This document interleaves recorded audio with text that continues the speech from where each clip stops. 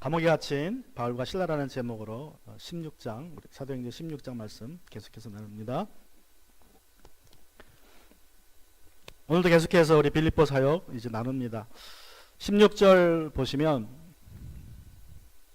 어느 날 우리가 기도하는 곳으로 가다가 귀신 들려 점을 치는 여종 한 사람을 만났는데 그는 점을 쳐서 주인들에게 큰 돈벌이를 해주는 여자였다라고 말씀이 시작합니다.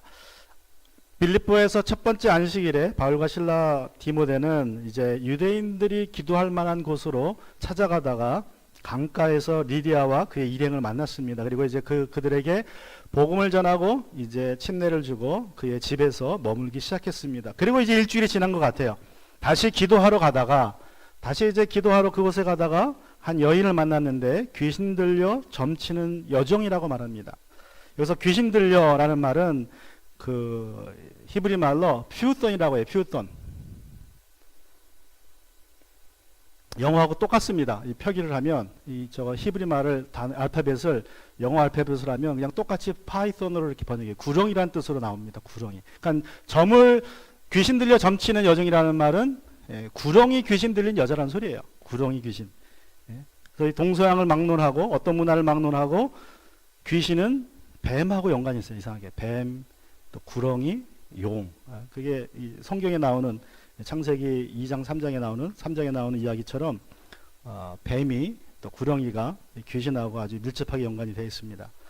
자, 그래서 이 뱀 귀신이 들린 구렁이 귀신이 들린 여자 종이 이제 점쟁이가 되어서 점을 봐줍니다. 여러분 세상에도 보면 진짜 용한 점쟁이들이 있다 그러죠. 용한 점쟁이는 진짜 귀신으로 점을 치는 점쟁이들이 있어요. 귀신 들려서 귀신의 힘으로 점을 치는 점쟁이들은 용한 점쟁이들이고, 귀신 들리지 않고 배워서 점을 치는 점쟁이들이 있습니다. 사주팔자 보거나 궁합을 보거나 이런 점쟁이들은 그냥 그런 것을 통해서 점을 보지만, 어쨌든 이 귀신 들려보건 어쨌든 그런 건 책자를 보건 간에 귀신의 영향권 아래에 있어요. 단지 귀신 들린 종은 귀신에게 직접적으로 쓰임받는 것이고, 사주팔자나 이런 궁합을 보는 점쟁이들은 간접적으로 영향권이 있는 거예요. 어쨌든 똑같은 일을 하는 것입니다. 그런데 왜 사람들이 점쟁이한테 찾아갑니까? 사람들이 왜 돈 주고 점쟁이한테 가요? 자기 앞날이 궁금하니까 좀 잘 살아보려고, 그죠? 행복해 보려고 점쟁이를 찾아갑니다. 혹시 나쁜 일이 있으면 굿이라도 해가지고 피해 가려고. 그래서 밝은 미래를 위해서 점쟁이를 찾아갑니다. 그리고 용한 점쟁이에게는 돈을 많이 주고, 엄청나게 많은 돈을 주고 이 부적을 사오거나 구술합니다. 그런데 재미있는 것은 처음에는 잘 맞는다 그래요. 용한 점쟁이한테 가면 처음에는 잘 맞다가, 그래서 이제 맞으니까 뭐해요? 더 신뢰하고 의지하다가 나중에 큰일이 있다 그래가지고 더 큰 구슬 해야 된다 그래서 돈을 왕창 뜯어내서 쫄딱 망하게 하죠. 처음에는 잘 되는 것 같지만 결국에는 망하는 것이 이 점쟁이의 사단의 일입니다. 왜냐하면 귀신이 하는 일은 죽이는 일이에요. 죽이는 일. 그래서 처음에는 잘 되는 것 같지만 결국은 죽게 됩니다. 근데 흥미로운 것은 점쟁이들이 이렇게 미래를 잘 알면 누가 제일 잘 살아야 돼요? 점쟁이가 제일 잘 살아야 됩니다. 그죠? 아니 미래를 다 아는데, 남의 미래를 봐주는데, 근데 점쟁이를 찾아가면 대체로 가난해요. 못 살아요. 물론 요새 강남의 점쟁이들이 빌딩에서 삐까뻔쩍하게 하는 것 같지만, 그런 사람들은 골병이 들었어요. 영혼이 아니면 육신이. 그래서 이 점쟁이들이 남의 미래는 봐줘도 자기 미래는 몰라요. 희한하죠? 근데 그거는 하여튼 영적인 어느 법칙인 것 같아요. 예언을 잘해주는 사람이 남의 예언을 잘해주지만 자기 앞날은 잘 또 모릅니다. 우리 교회 안에서도. 그래서 정작 점쟁이들은 다른 사람의 미래를 봐주고 행복하고 건강하게 살려고 도와준다는 그러한 말을 하지만, 오늘 본문에 보면 이 귀신 들린 여자는 신분이 뭡니까? 종입니다. 종. 이 여자는 자기가 종이 될 걸 몰랐을까요? 아이러니한 거예요. 남의 미래는 잘 맞추지만 자신의 미래를 알지 못한다는 것. 그리고 귀신에게 붙잡히면 어쨌든 결국은 망합니다. 육신이 망가지든 영이 망가지든 혼이 망가지든 망가집니다. 그래서 귀신 들렸다가 예수 믿은 사람들이 하는 얘기가 하나같이 뭐냐면, 귀신은 점쟁이가 잘 되는 꼴을 못 본대요. 그래서 망하게 한대요. 그래서 가족도 다 깨지게 하고 건강도 망가지게 하고 물질적으로도 망가지게 하는 것이 귀신이 하는 일이고, 이제 그것이 무서워서 어쩔 수 없이 귀신에게 잡혀가지고 이 무당 일을 한다 그러더라고요. 거기서 벗어날 수가 없어서. 그래서 이 귀신 들린 여정은 점을 아주 잘 보았습니다. 그래서 점을 치는데 몸값이 비싸요. 점을 잘 보니까 사람들이 많이 오겠죠. 그러니까 몸값이 비싸서 주인이 한 명이 아니라 여러 명입니다. 그래서 주인들에게 이렇게 표현돼서 주인들에게. 종이면 한 사람이 주인이 되는데 몸값이 워낙 비싸가지고 여러 주인이 있었다는 것을 우리가 알 수 있습니다. 자, 17절. 자, 그런데 어떤 일이 있었습니까? 이 여자가 우리를 따라오면서, 기도처로 가고 있는데 따라오면서 큰 소리로 이 사람들은 지극히 높으신 하나님의 종들인데 여러분에게 구원의 길을 전하고 있다 하고 외쳤다. 자, 따라오면서 저 말을 외치고 있는 거예요. 막 크게 하는 것입니다. 여러분, 이 말이 맞는 말입니까? 아니면 거짓말입니까? 이 말은 맞는 말입니다. 아주 교리적으로 성경적으로 정확한 말입니다. 그러니까 다시 말하면 귀신 들린 여정도 진리를 알고 있었어요. 진리를. 하나님에 대한 진리, 우리에 대한 진리, 구원에 대한 진리를 아주 정확하게 알고 있었습니다. 그런데 뭐가 문제입니까? 저 진리를 지금 외치고 있어요. 어쩌면 저게 바울이 지금 전하고자 하는 복음의 내용입니다. 하나님이 계십니다. 자, 우리가 하나님의 종으로서 여러분에게 구원의 도를 전합니다. 바울이 하고자 하는 일인데 저게 뭐가 문제입니까?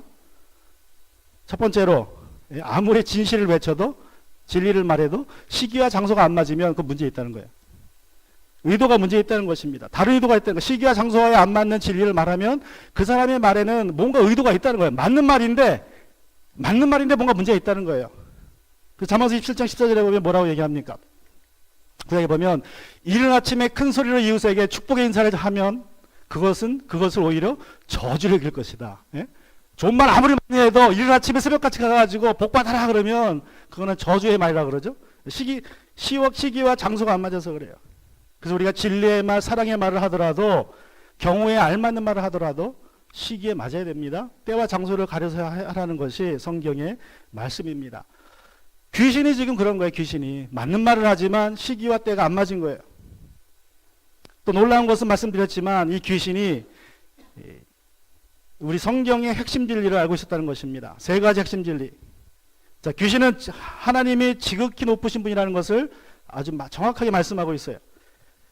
귀신은 하나님이 한 분이심을 압니다. 그리고 하나님이 지극히 높으신 분이라는 것도 압니다. 또 우리가 믿는 하나님이 지극히 높은 분 하나님이라는 것도 너무나 잘 알고 있습니다. 그래서 중요한 것은 성경에 보면 이 두 가지가 같이 나오는데 하나님은 한 분이다. 쉐마에 보면 우리가 믿는 하나님은 한 분이라고 나오죠. 유대인들은 그렇게 고백해요. 하나님밖에 다른 신이 없습니다. 그런데 왜 또 하나님을 지극히 높은 분이라고 하느냐? 유대인이 아닌 사람들은 세상에 많은 신들이 있다고 믿어요. 그런데 그 중에서 제일 높은 분이 하나님이라고 표현하는 것이 바로 이 지극히 높으신 하나님이라는 표현이라고 우리가 이해할 수 있습니다. 그래서 이 귀신은 하나님이 한 분임도 알고 하나님이 혹시 다른 신이 있더라도 그 중에서 가장 높으신 하나님이라는 것을 잘 알고 있습니다. 또 두 번째로 귀신들은 하나님을 믿는 자들이 하나님의 종이란 진리도 알고 있었습니다. 로마서 1장 1절에서 바울과 또 야고보와 유다가 이렇게 고백을 하죠. 그리스도 종, 그리스도 예수의 종. 바울이 자신을 종이라고 얘기합니다. 야고보 장로도 하나님과 주 예수 그리스도의 종인 야고보가라고 자기를 종이라고 소개하고 또 예수님의 또 다른 젖동생인 유다도 예수 그리스도의 종 이어 야고보의 동생인 유다가라고 말씀하고 있습니다. 여러분, 우리가 예수님을 주님이라고 하는 것은 내 자신이 종이라고 고백하는 거예요. 여러분, 우리는 종입니다. 특별히 사역에 있어서 우리는 종입니다. 귀신은 모든 거듭난 사람들이 하나님의 종이라는 것을 다 알고 있습니다. 그래서 중요한 것은 우리가 하나님의 종일 뿐만 아니라 또 어떤 것입니까? 하나님의 종일 뿐만 아니라 하나님의 자녀라는 것도 알고 있어요. 문제는 내가 그걸 혼동하는 거예요. 나는 하나님의 종으로 이 땅에 사역하지만 하나님은 우리를 하나님의 자녀로 우리를 돌봐주십니다. 그러나 내가 결코 이 땅에서 하나님의 종으로서의 자세를 잊어버리면 안 됩니다. 또 세 번째로 여러분, 귀신은 구원의 도를 말하고 있습니다. 구원의 도. 헬라말로 보면 이 도라는 말에 관사가 없습니다. 그래가지고 원래 이걸 번역하면 그냥 A way of salvation이에요. 영어로 표현하자면 우리 한국말로 관사가 없으니까 표현이 안 되는데 A way of salvation인데 영어 성경에 보면 The way of salvation으로 번역을 했어요. 왜 그럴까요? 사실 문법적으로 뭐 이게 좀 다름이 있을 수 있지만 의미상은 똑같아요. 어차피 구원은 한 길입니다. 그죠? 예수님 한 길이니까 A 웨이도 되고 더 웨이도 되는 거예요. 상관이 없어요. 우리에게는 구원은 하나밖에 없습니다. 자, 이렇게 귀신은 하나님이 가장 높으신 분이시고 우리 자녀들이 하나님의 종이라는 것을 알고 구원의 길은 오직 하나라는 것을 알고 있습니다. 다시 말하면 귀신이 이걸 알고 있다는 것은 무슨 뜻이냐면 귀신은 우리를 어떻게 공격해야 될지 안다는 거예요. 무엇을 공격해야 우리가 넘어가는지 귀신이 잘 알고 있다는 것입니다. 그래서 이 세 가지가 우리를 미혹하는 하나의 포인트가 되어버려요. 이 진리가. 귀신은 우리가 하나님을 지극히 높은 분이라고 믿고 섬기게 하면서 그러면서 어떻게 얘기합니까? 우리 교회 유대교회 하나님이나 이슬람교회 하나님이나 개톨릭의 하나님이나 기독교 하나님 다 똑같이 높으신 하나님이다. 그 하나님이란 이름 안에서 우리가 하나가 되어야 된다라고 말합니다. 그래서 지난 이틀 전에 이런 일이 있었습니다. 개톨릭의 교황이 이슬람 이만 가장 높은 사람을 만나서 세계 평화를 위해서 우리가 하나가 되자. 그런 뜻으로 협정을 맺었어요.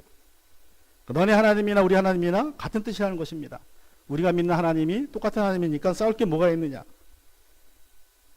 여러분 유대교와 기독교가 믿는 하나님은 똑같은 하나님이라고 말할 수 있겠지만 이슬람의 하나님은 그렇지 않습니다. 절대로 그렇지 않아요. 이슬람이란 종교는 사단이 기독교를 파괴하기 위해서 만든 종교입니다. 절대로 이슬람이 구약을 말하고 있지만 또 예수님의 이름을 언급하고 있지만 그들이 믿는 하나님은 우리가 믿는 하나님이 아닙니다. 또 귀신은 우리로 하여금 우리가 하나님의 종이란 사실을 망각하게 합니다. 우리가 하나님의 사랑받는 자녀이지 그래서 자녀로 살아야지 무슨 종으로 사느냐. 그런 말씀드린 것처럼 우리는 이 땅에서 하나님의 종으로 하나님을 섬겨요. 그러나 하나님은 우리를 하나님의 자녀로 돌봐주십니다. 우리가 이 땅을 떠나면 저 세상으로 가면 천국으로 가면 하나님은 그때 우리를 완전히 하나님의 자녀로서 우리를 맞이하고 우리가 자녀로서 살게 되는 것입니다. 그러나 귀신은 우리에게 우리가 하나님의 자녀로서 세상을 살아야 된다. 네 마음대로 살 수 있다라고 가르칩니다. 그래서 예수님께서 뭐라고 말씀하십니까? 우리 마태복음 7장 23절에 보면 예수님께서 많은 기적을 행한 사람들에게 내가 너희를 도무지 알지 못한다고 말씀하세요. 예언을 하고 기적을 하고 치유를 해도 예수님이 하시는 말씀이 내가 너희를 모른다. 불법을 행하는 자들아 나에게서 떠나라고 말씀하십니다. 왜 그렇습니까? 자기 뜻대로 했기 때문에 그래요. 하나님의 뜻을 구한 것이 아니라 자기 뜻대로 은사를 행했기 때문에 예수님이 이렇게 말씀하시는 것입니다. 또 세 번째로 귀신은 구원이 과정이라는 사실을 알고 있습니다. 구원의 도, 구원의 길이라고 말하고 있어요. 사단은 우리에게 한 번 구원받으면 영원히 구원받았다고 당신이 구원받은 이후에는 어떻게 살아도 구원받는다고 속삭입니다. 유아 세례를 받았으니 침례를 받았으니 당신은 구원받았다라고 그리고 적당히 세상을 즐기며 살다가 죽어서 천국 가라고 우리에게 속삭입니다. 여러분 얼마나 많은 사람들이 이 말에 속아 넘어가고 있습니까? 그런데 성경은 과정으로 말해요. 구원은 과정입니다. 내가 거듭나서 이 세상을 하나님의 자녀로 하나님의 종으로서 살고 있는 과정이 중요한 것이지 내가 믿었느냐 안 믿었느냐가 중요한 게 아닙니다. 내가 거듭났으면 거듭난 사람으로 사는 것이 중요합니다. 거듭났다는 사건 자체도 중요하지만 더 중요한 것은 내가 지금 거듭난 하나님의 자녀로서 하나님의 종으로서 살고 있느냐는 것입니다. 이 귀신이 열흘 동안 바울 일행을 쫓아다니면서 이제 방해합니다. 하나님은 지극히 높으신 분이고 이들은 하나님의 종들이고 구원의 도를 외치고 있다라고 귀찮게 합니다. 그래서 어떻게 합니까? 18절에 보면 그 여자가 여러 날을 두고 하루 이틀도 아니고 여러 날 두고 이렇게 함으로 바울이 귀찮게 여기고 돌아서서 그 귀신에게 내가 예수 그리스도의 이름으로 내게 명하노니 이 여자에게서 나오라 하고 말하니 바로 그 순간 귀신이 나왔다. 한번 생각해 보세요. 바울이 저 여자를 처음 만났을 때 저랬으면 얼마나 좋았을까요? 근데 왜 처음 안 하고 지금 할까요? 첫날 만났을 때 그냥 귀신 쫓아버렸으면 방해를 안 받았을 거 아니에요. 근데 왜 여러 날 지나서 합니까? 다른 여러 가지 이유가 있겠지만 저는 그렇게 생각합니다. 바울이나 예수님이나 다른 제자들은요 귀신이 나타나도 어지간하면 놔뒀어요. 귀신을 쫓아다니면서 쫓지 않았습니다. 근데 이제 방해를 하거나 귀찮게 하면 왜 쫓아버렸어요? 다시 말하면 예수님이 이 땅에 오신 것이 우리를 구원하기 위해서 오신 것이고 또 우리를 죄에서 구원하기 위해서 오셨기 때문에 저런 은사사역에 관해서는 별로 그냥 필요하면 했지만 저거를 의도적으로 하진 않았다는 거예요. 그래서 그냥 몇 달 며칠 참다가 결국 바울이 더 이상 못 참아서 귀신을 쫓아버립니다. 바울이 예수님의 이름으로 꾸짖자 귀신이 바로 떠납니다. 그래서 18절에 보면 이제 그 여자들의 주인들은 자기들의 돈벌이 희망이 끊어진 것을 보고 바울과 실라를 붙잡아서 광장 관원들에게 끌고 갔다라고 말씀합니다. 당시 로마 시대에는 한 도시의 재판장이 도시의 시장이었어요. 한가운데 있는 광장입니다. 시장 광장. 거기에 재판석이 있고 사람들이 그냥 모여가지고 재판을 해요. 우리 유대인들은 구약에 보면 장로들이 성문에 모여서 앉아있다가 재판을 했죠. 그거 비슷한 겁니다. 자, 여자의 주인이 이제 돈벌이의 희망이 끊어진 것을 보고 바울과 실라를 잡아옵니다. 그리고 관가로 넘깁니다. 여러분, 이 주인들은 여자가 귀신에게서 고침받았다는 것에는 별로 관심이 없었어요. 온전케 됐다는 것은 관심이 없었고 오직 자신들의 돈벌이가 끊어졌다는 것에 분이 났습니다. 이들에게 중요한 것은 오직 돈이었다는 것입니다. 람세이라는 신학자가 이렇게 말했습니다. 문명화된 사람에게 가장 민감한 부분은 돈주머니다. 그래서 예수님은 하나님과 만몬을 겸하여 섬길 수 없다고 말씀하셨습니다. 우리 마태복음에 보면 하나님과 만몬을 겸하여 섬길 수 없다. 만몬이라는 것이 무엇입니까? 만몬이라는 것은 논이라는 아람어에서 왔습니다. 이 만몬이라는 말은 사람이 의지하는 것이었대요. 사람이 의지하는 것, 사람이 나에게 평화를 준다고 생각하는 것입니다. 그래서 만몬이라는 것도 어떻게 보면 내가 의지하면 신이 될 수 있다는 거예요. 그런데 중요한 것은 성경 그 돈을 악하다고 하지 않고 돈을 사랑하는 마음이 악하다고 그래요. 다시 말하면 돈을 의지하는 것이 악하다고 말씀하고 있습니다. 그래서 하나님보다 돈을 더 의지하는 것이, 돈이 나에게 평안을 준다고 믿는 것이 악한 것이라고 성경은 말씀하고 있습니다. 여정의 주인들은 이 돈이 자기들에게 평안을 갖다 주는데 이제 이 여정이 귀신이 쫓겨나서 수번을 잃게 됐다는 사실에 분노했던 것입니다. 아쉽게도 오늘날 많은 사람들이 이 주인들과 같이 생각을 합니다. 돈으로 모든 것을 판단합니다. 내가 누구와 결혼할지, 또 결혼해서 자녀를 몇 명을 낳을지, 어떤 대학에 자녀를 보낼지, 무슨 전공을 할지, 무슨 직업을 갖게 할지 다 돈으로 결정을 합니다. 하나님은 2차적인 요소입니다. 수입원이 없어진 것에 분노한 주인들이 이제 바울과 실라를 관원들에게 끌고 가서 고발합니다. 어떻게 고발합니까? 이들이 나의 수입원을 끊어갔습니다라고 고발합니다. 그렇지 않죠? 어떻게 고발합니까? 20절 보면 그리고 그들은 치원관들 앞에 세워놓고 이 사람들은 유대 사람들인데 우리 도시를 소란케 하고 있습니다. 이 사람들은 로마 사람인 우리로서는 받아들일 수도 없고 실천할 수도 없는 부당한 풍속을 선전하고 있습니다 하고 말하였다. 이 주인들은 수입원이 없었다 고발하는 것이 아니라 어떻게 고발합니까? 유대 사람이라고 고발을 해요. 그 다음에 가장 민감한 부분을 건드립니다. 인종적인 문제를 건드려요. 반유대적인 정서를 건드립니다. 그러면서 하는 말이 이 사람들이 우리가 로마 사람들은 받아들일 수 없는 부당한 풍속을 전하고 있습니다 라고 이제 고발하는 것입니다. 여러분, 유대인들은 자기들의 선민의식 때문에 자기들 나름대로는 거룩하게 산다고 따로 살았는데 이제 그게 미움이 됐습니다. 다른 민족들에게. 그래서 특별히 로마 사람들이 싫어했어요. 로마는 어떤 민족을 정복을 하면 그 신을 섬기게 해줬어요. 그래서 같이 섬깁니다. 팬티온이라는 곳에 모두 신상을 모아놓고 같이 섬겨요. 근데 유대인들은 그걸 거절합니다. 왜 거절합니까? 자기들은 한 신, 하나님만 믿으니까. 그래서 유대인들은 라비를 해서 돈을 줘가지고 자기들이 허락을 받습니다. 공식적으로. 황제한테. 유대인들만은 따로 회당에 모여서 너희들이 믿는 하나님을 믿어도 된다. 그리고 유대인들은 다른 신상에 절을 안 해도 된다. 그러나 단지 유대인들은 전도할 수 없다. 그 대신. 이제 그게 당시의 법이었습니다. 그런데 이 주인들은 이 사람들이 유대 사람들인데, 그러니까 기독교가 또 유대교의 분파로 있을 때입니다. 이 사람들이 우리가 받을 수 없는, 로마인들이 받을 수 없는 부당한 풍속을 전하고 있다고 고발합니다. 즉 로마의 법을 어기고 있다고 인종적인 문제를 거론하면서 고발하는 것입니다. 여기서 우리가 생각해 봐야 될 것은, 여러분, 당시에 로마가 가지고 있던 가장 큰 가치는 평화입니다. 평화. 그래서 팍스 로마나라고 하죠. 로마 사람들이 다른 민족의, 정복된 민족의 종교를 인정해 준 것도 로마의 평화를 지키기 위해서 그렇게 한 것입니다. 그런데 그것을 깨는 것이 바로 지금 이 유대인들이 그리스도를 전하면서 깼다고 고발하는 것입니다. 여기서 우리가 생각해 봐야 될 것은 앞으로 세상이 똑같아질 거예요. 로마 시대처럼 앞으로 세상에서 가장 중요시하는 가치는 평화가 될 것입니다. 백인과 흑인과 황인종이 평화로운 공존을 위해서 이제 인종차별법이 만들어졌는데, 이 법으로 남녀 간의 차별과 종교 간의 차별과 성의 차별을 금지하여서 더욱 평화로운 세상을 만들겠다는 것이 이 세상의 지금 방향이고 흐름입니다. 그러나 문제는 우리 그리스도인들은 오직 예수님만 우리 구원이요, 동성연애는 죄라고 외칠 수밖에 없기 때문에 우리가 이 평화를 깨는 불법의 사람들이 되어버려서 핍박을 받게 된다는 것입니다. 여러분, 사실 예수님이 왜 십자가 못 박혔습니까? 예수님이 십자가 못 박힌 이유는 예수님이 왕으로 선포했기 때문에 그렇습니다. 그러나 빌라도는 알았어요.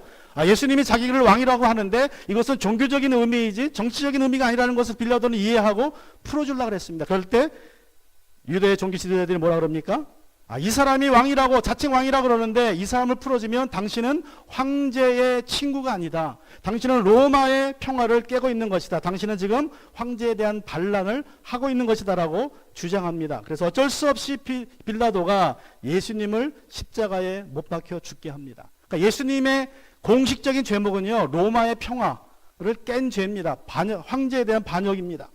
마찬가지로 우리가 동일한 죄목으로 이제 앞으로 핍박을 받게 될 것입니다.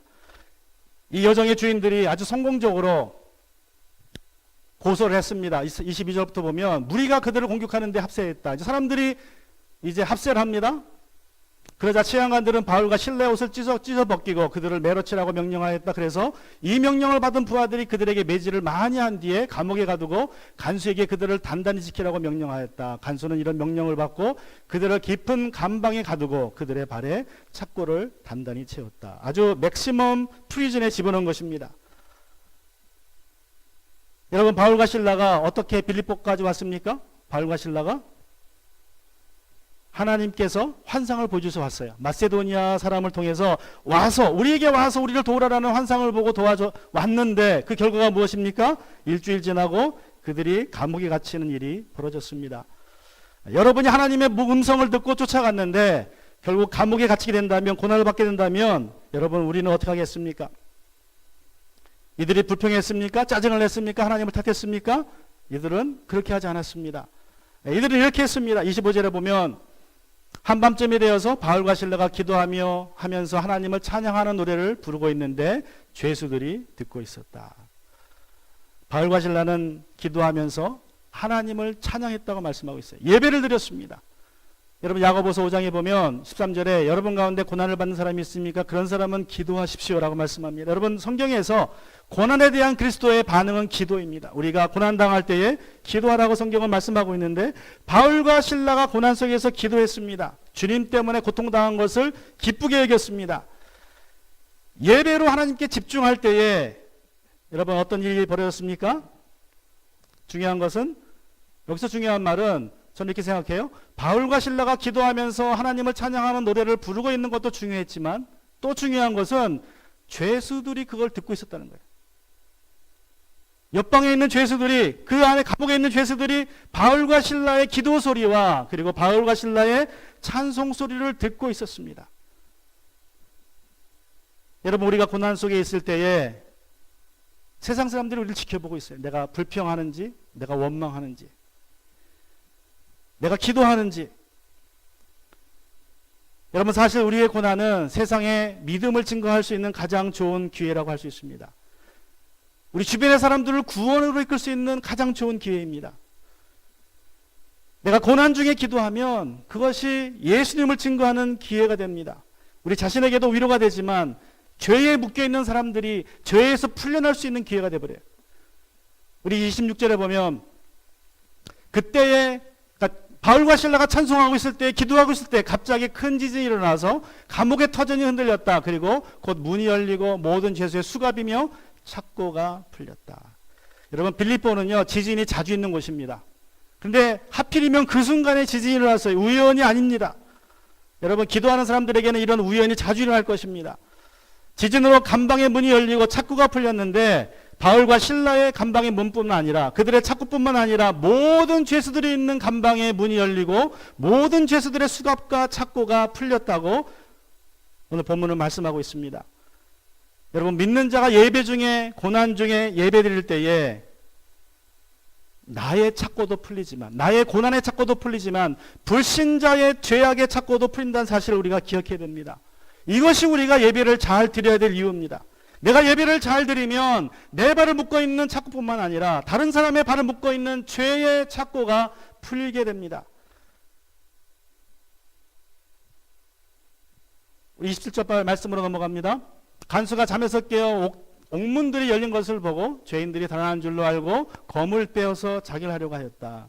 로마의 법은 죄수가 도망치면 그 간수가 죄값을 다 받는 것입니다. 6개월짜리 죄수가 도망치면 6개월의 감옥을 간수가 살아야 됩니다. 사형수가 도망가면 그 사람이 대신 죽어야 돼요. 그런데 한두 명이 아니라 감옥문이 다 열렸으면 어떻게 생각했습니까? 내가 죽는구나 생각하고 그는 칼을 뽑아서 자결을 결심합니다.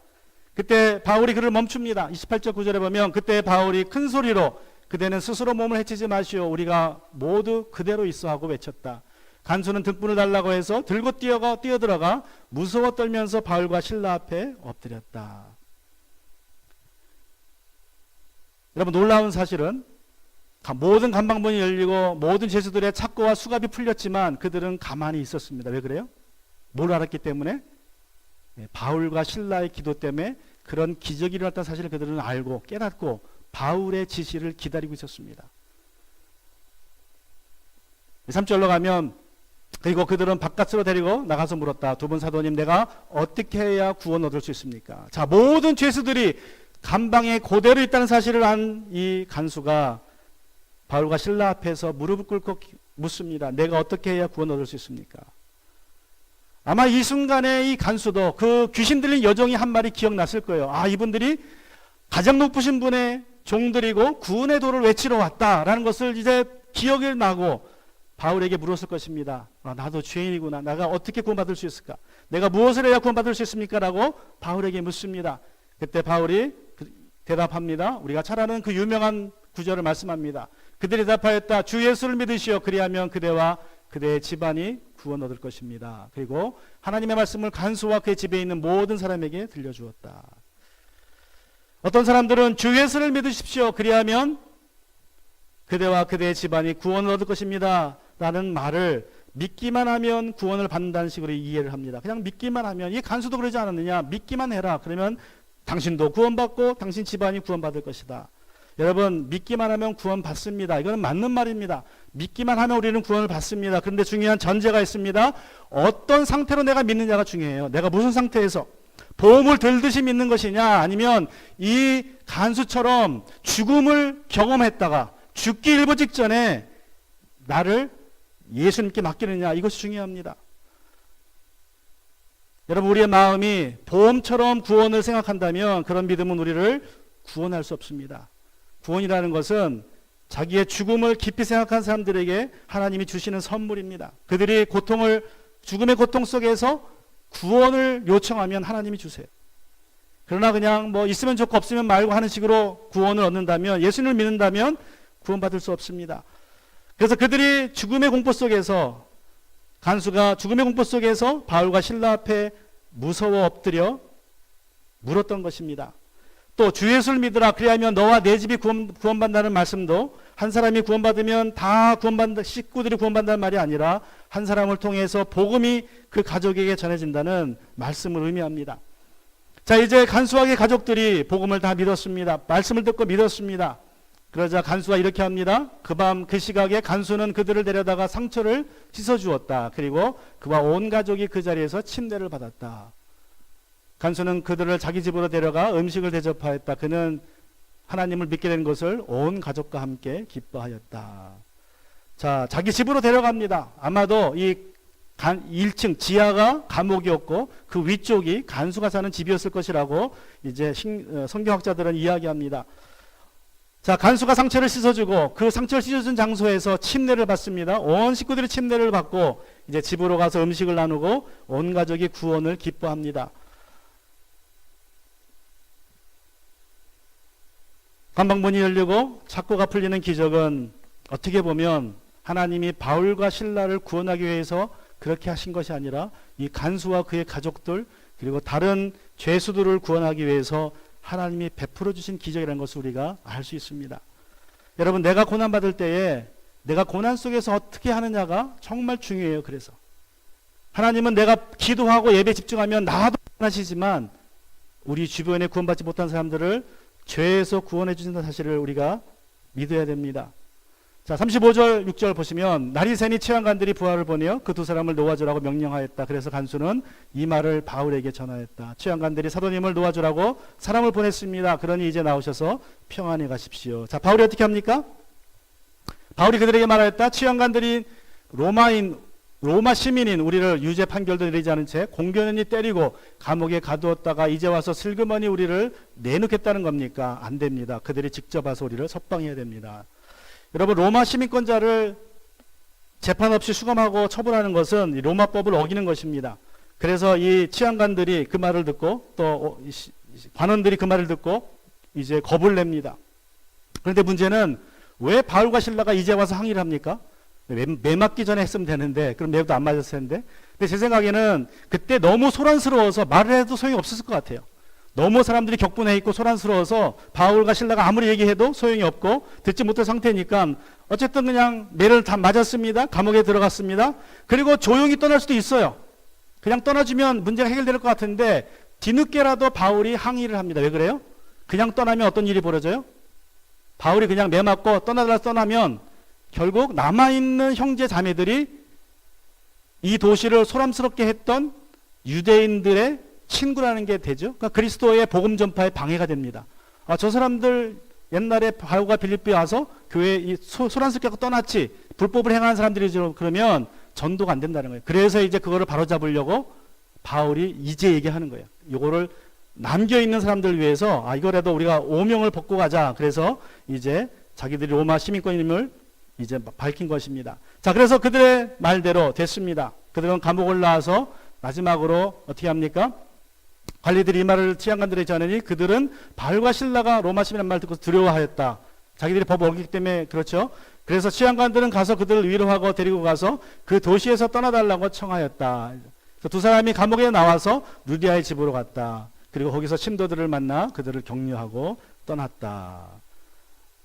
중요한 것은 이제 두 사람이 떠났습니다. 바울과 실라만 떠나고 디모데와 누가는 뒤에 남겨두고 떠난 것을 우리가 알게 됩니다. 이제 말씀을 마칩니다. 여러분, 귀신도 하나님이 지극히 높으신 분인 걸 알고 또 우리가 섬기는 우리가 하나님의 종들임을 알고 또 우리가 구원의 길을 가고 있다는 것을 압니다. 사탄은 우리를 어떻게 공격될지 압니다.